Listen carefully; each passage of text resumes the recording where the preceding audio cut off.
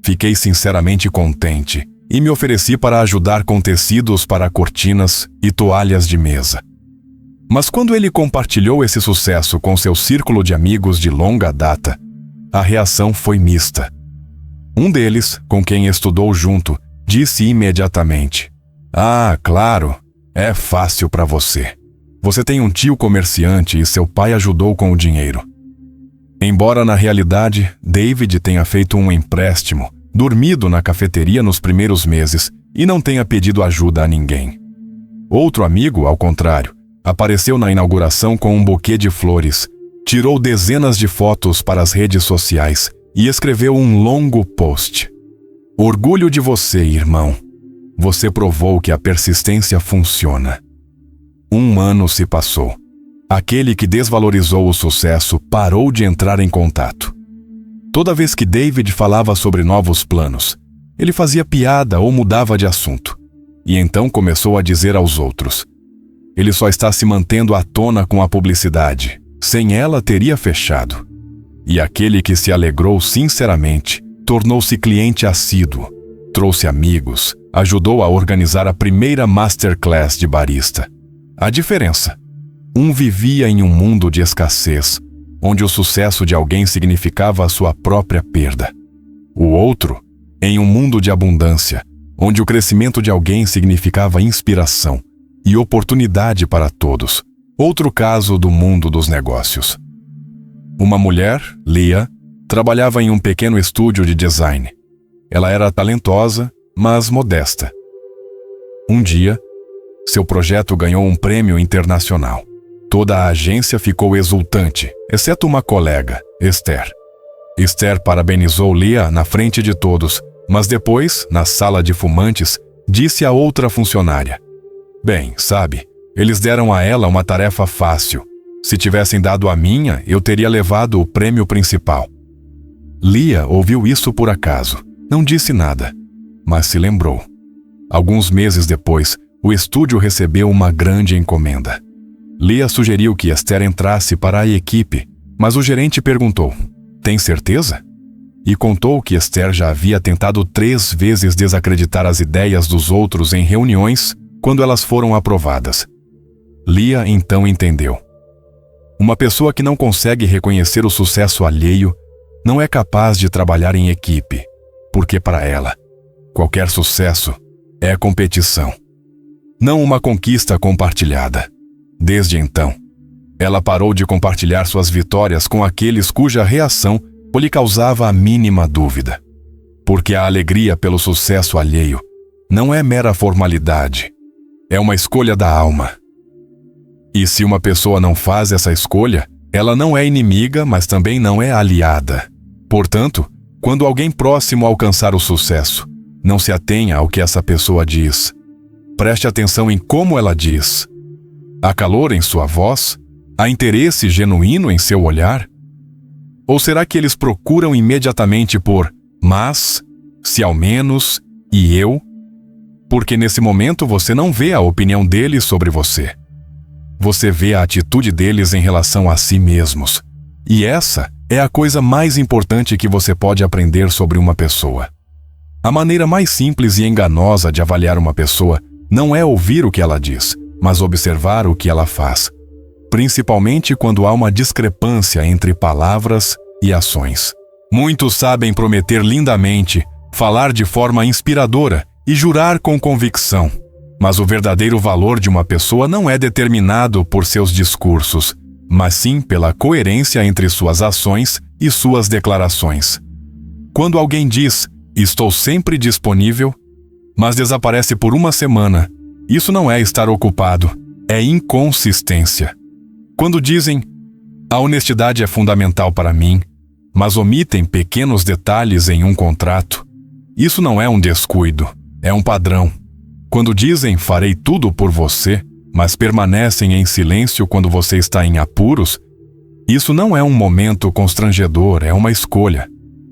Consistência é quando palavras e ações caminham juntas, mesmo quando ninguém elogia, vê ou paga por isso. Isso é um sinal de integridade interna. Tal pessoa não precisa de aprovação externa para fazer o que considera certo. Ela o faz porque, para ela, é a norma, não a exceção. E a inconsistência é um sinal de alerta. Isso demonstra que uma pessoa não vive por princípios, mas sim pelas circunstâncias. Hoje, ela é honesta porque é lucrativo. Amanhã, flexível porque é conveniente. E você nunca poderá prever como ela se comportará em um momento crítico. Esse conhecimento influencia tudo: a escolha de amigos, parceiros, funcionários e investidores. Porque a confiança não se constrói em promessas, mas em ações comprovadas. Uma vez que uma pessoa comete um erro, 2 vezes é coincidência, 3 vezes já é um padrão. E mais importante, a consistência se manifesta não em ações estrondosas, mas em pequenos gestos.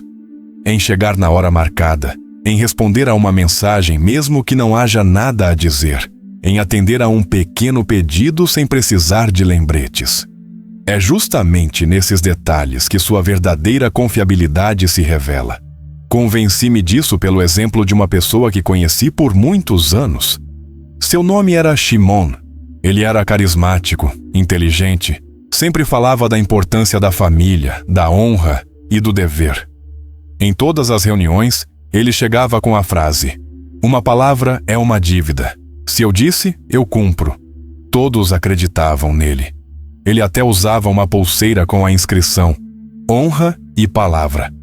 Certa vez, meu amigo Moshe, que conhecia Shimon há mais tempo do que eu, se viu em uma situação difícil.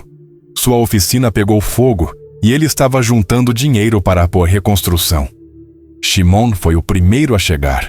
O abraçou e disse: "Não se preocupe. Amanhã eu transfiro metade do valor para você. Considere como se já fosse seu." Moshe chorou de alívio, mas o amanhã não chegou. Shimon se esqueceu. Depois disse que surgiram dificuldades, que precisava pensar. E uma semana depois, ele comprou-te um celular novo e postou uma foto nas redes sociais com a legenda "Finalmente." Moshe não disse nada, mas parou de chamar Shimon de amigo. 1 ano se passou. Shimon reapareceu com um novo projeto, pedindo ajuda com contatos. Moshe recusou educadamente. Shimon ficou surpreso. "Por quê? Somos amigos, não somos?" "Você disse que transferiria o dinheiro." "Não transferiu. Disse que uma palavra é uma dívida. Acabou sendo só enfeite." Shimon ficou indignado. "Mas isso é uma ninharia." "É exatamente esse o ponto. Para você, uma ninharia. Para mim, uma questão de confiança." O segundo caso é completamente diferente. Minha vizinha, uma senhora idosa chamada Batsheva, nunca falava alto. Ela não se gabava, não prometia o impossível. Mas se ela dissesse, "Trarei sopa amanhã", a sopa estava à porta exatamente às 10 horas da manhã. Se ela dissesse, "Rezarei por você", você sentia que não era uma formalidade, mas uma participação sincera. Quando o marido dela morreu, muitos se ofereceram para ajudar, a maioria por educação.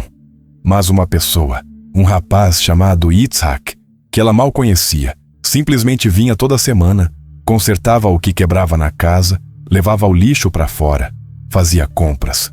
Um dia perguntei a ele: "Por que você está fazendo isso?" Ele respondeu: "Ela disse uma vez à minha mãe: 'Se precisar, estou por perto.' E quando tivemos problemas, Batsheva foi a primeira a me ajudar. Estou apenas retribuindo o favor. Não porque eu tenha que fazer isso, mas porque é o certo." Ele não jurou lealdade. Não falou sobre dever em voz alta, simplesmente fez. E essa é toda a diferença. Palavras são fáceis de pronunciar, especialmente quando nada depende delas. Mas ações exigem esforço, tempo, às vezes, sacrifício.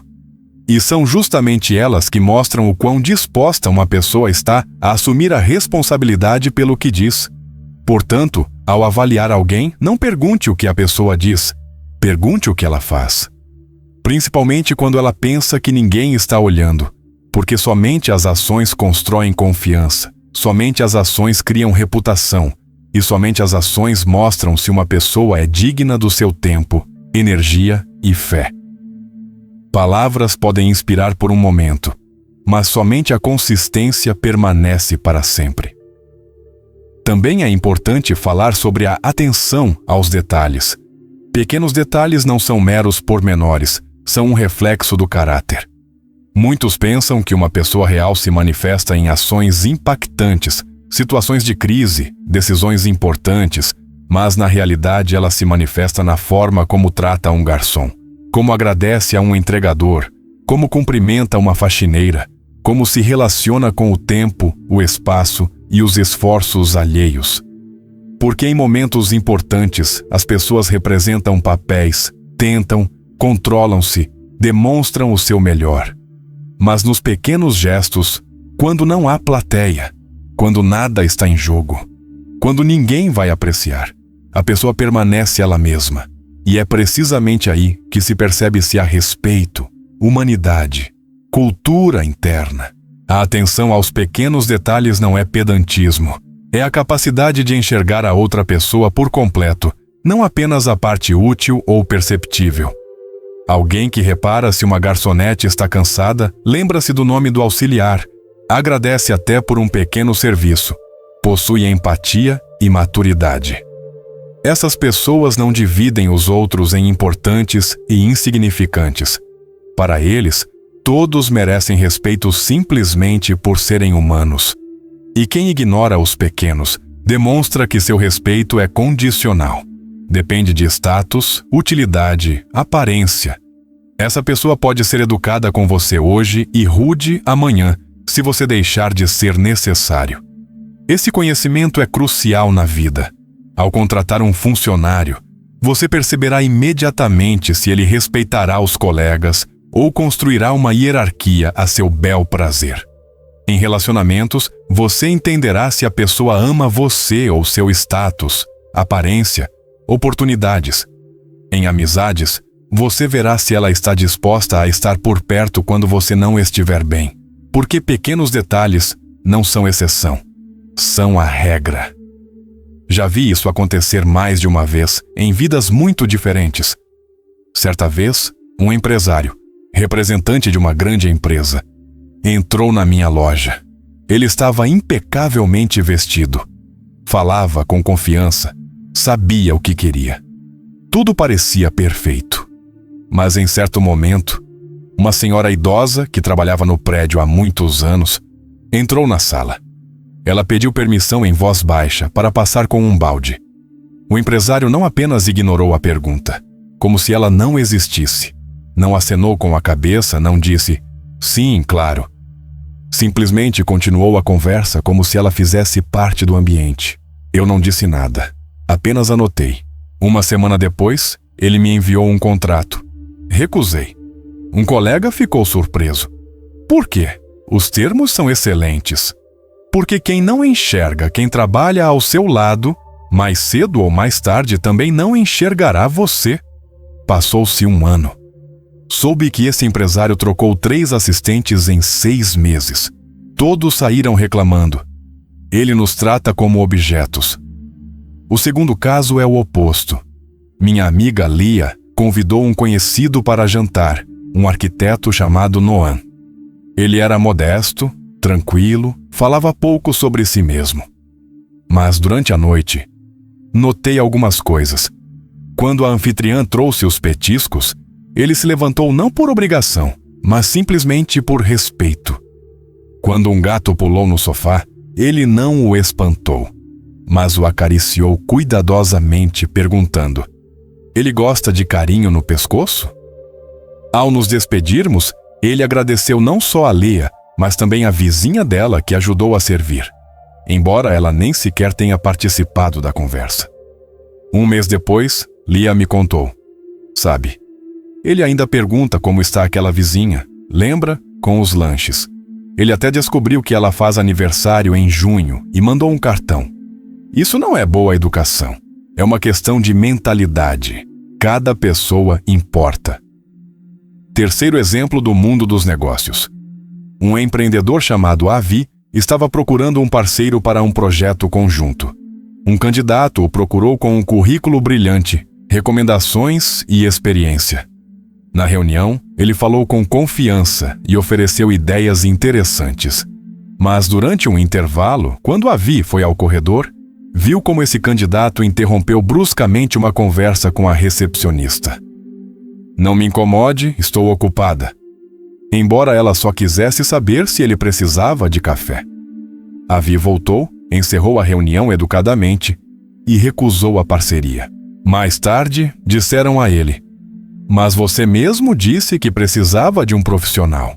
Um profissional sim, mas um parceiro não. Porque parceria não é só competência, é respeito. E quem não respeita quem está abaixo dele também não te respeita.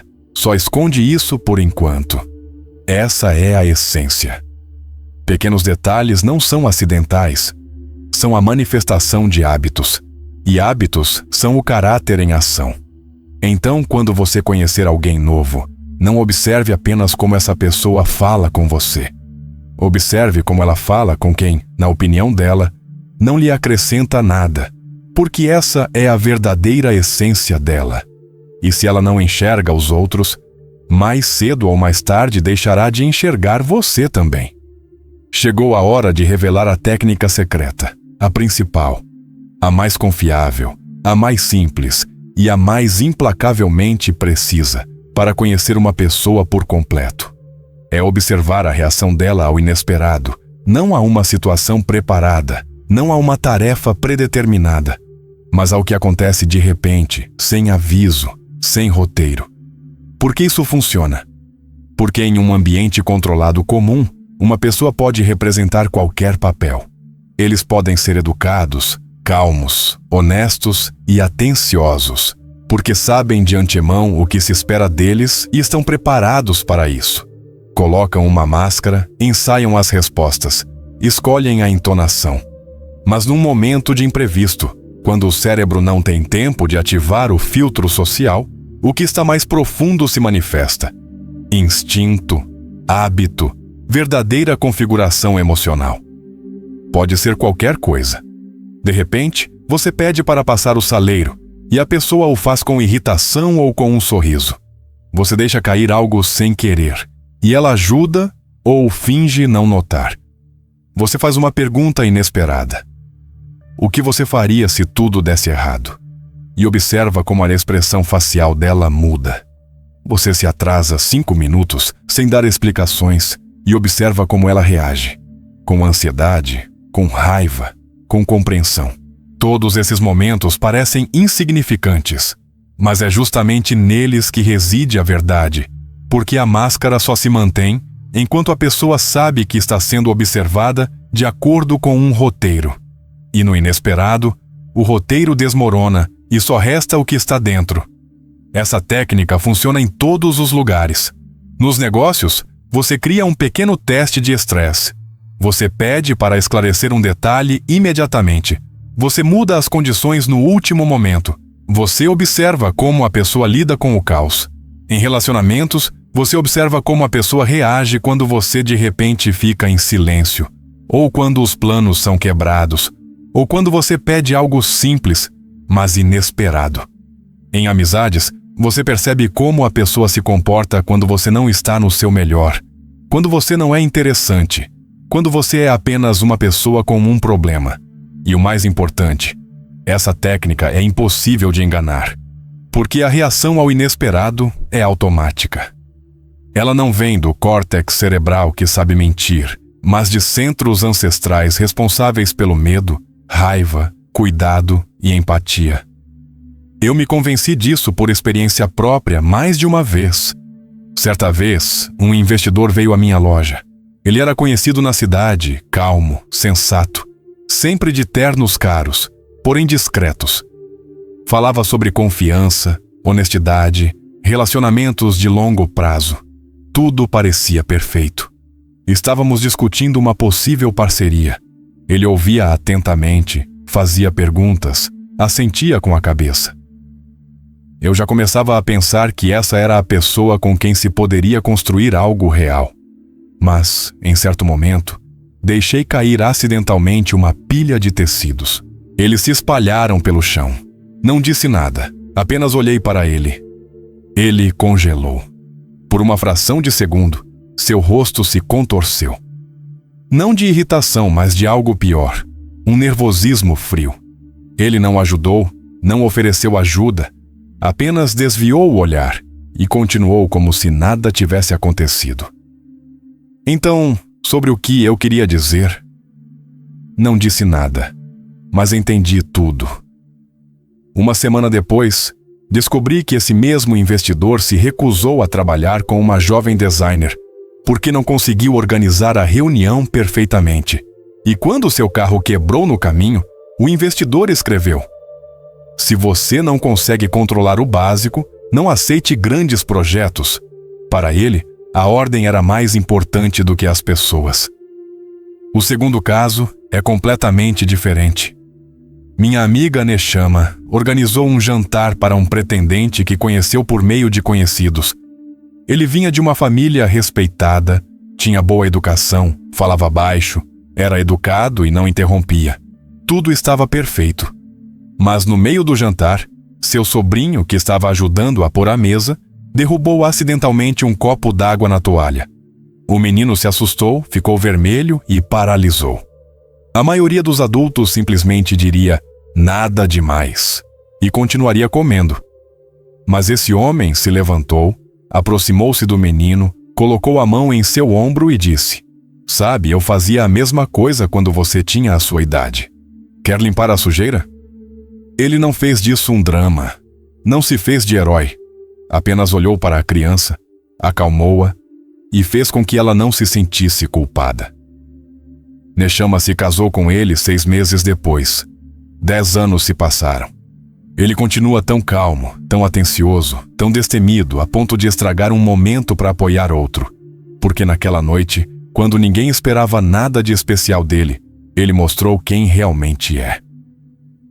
Terceiro exemplo do mundo das negociações. Um conhecido meu, Daniel, estava negociando com um fornecedor. Ele era impecável, pontual, preciso e sempre enviava os documentos no prazo.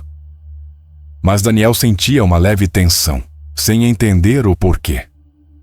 Certo dia, ele marcou uma reunião para as 10 horas da manhã e apareceu às 10 horas e 15 minutos sem avisar. O fornecedor estava com uma expressão tensa. Assim que Daniel entrou, disse sarcasticamente: "Finalmente, pensei que você não viria mais." Daniel se desculpou, mas notou a reação. Na reunião seguinte, ele alterou acidentalmente as condições de pagamento no último momento. Não drasticamente, mas o suficiente para testar a flexibilidade. O fornecedor ficou furioso. Começou a falar de falta de profissionalismo, desrespeito e quebra de contrato, embora se tratasse de um atraso de apenas 3 dias. Daniel se recusou a cooperar. 1 ano depois, ele descobriu que esse fornecedor havia quebrado contratos com 3 clientes por pequenas infrações. 1 dia de atraso no pagamento, um pedido de alteração de embalagem e uma demora em responder a um e-mail. Para ele, o controle era mais importante do que a parceria. Esse é o poder desta técnica. Ela não exige análise, intuição ou experiência. Exige apenas uma coisa: criar ou esperar por um momento em que a pessoa não esteja preparada. Porque nesse momento ela não está fingindo. Ela simplesmente é. E se você quer saber se pode confiar em alguém, construir relacionamentos com essa pessoa, fazer negócios, ser amigo dela, não observe os seus melhores momentos. Observe os momentos inesperados, porque onde não há roteiro, a verdade começa. Tudo o que eu disse hoje não é um conjunto de truques, nem uma forma de manipular pessoas. São ferramentas forjadas pela vida, testadas por gerações, aprimoradas em situações onde um erro poderia custar muito caro. Elas não servem para julgar os outros, servem para enxergar com clareza, honestidade e sem ilusões. Porque confiança não é fé cega. Confiança é uma escolha consciente baseada na compreensão. E quanto mais cedo você aprender a perceber o que os outros não veem, menos dor, decepção e perda haverá em sua vida. A principal conclusão é simples: Uma pessoa se revela não em palavras, mas em suas manifestações. Em como anda, olha, fala, reage a pequenas coisas, lida com o inesperado, se relaciona com aqueles que nada lhe oferecem. Essa é a sua essência, e todo o resto é mera formalidade. E sim, por trás disso não há apenas praticidade, mas algo maior. Na tradição judaica, existe um entendimento. Ver é respeitar. Porque quando você realmente vê uma pessoa, reconhece a sua humanidade. E quando você aprende a enxergar através das máscaras, protege não só a si mesmo, mas também o seu direito a conexões honestas, profundas e reais. Se esta história foi útil para você, curta. Isso ajuda outras pessoas a encontrarem o que pode mudar suas vidas. Inscreva-se no canal. Aqui não há promessas vazias, apenas o que foi testado pelo tempo e pela experiência. E escreva nos comentários qual das técnicas você notou em alguém esta semana. Não apenas primeira ou olhos. Conte brevemente o que você viu e o que isso lhe revelou.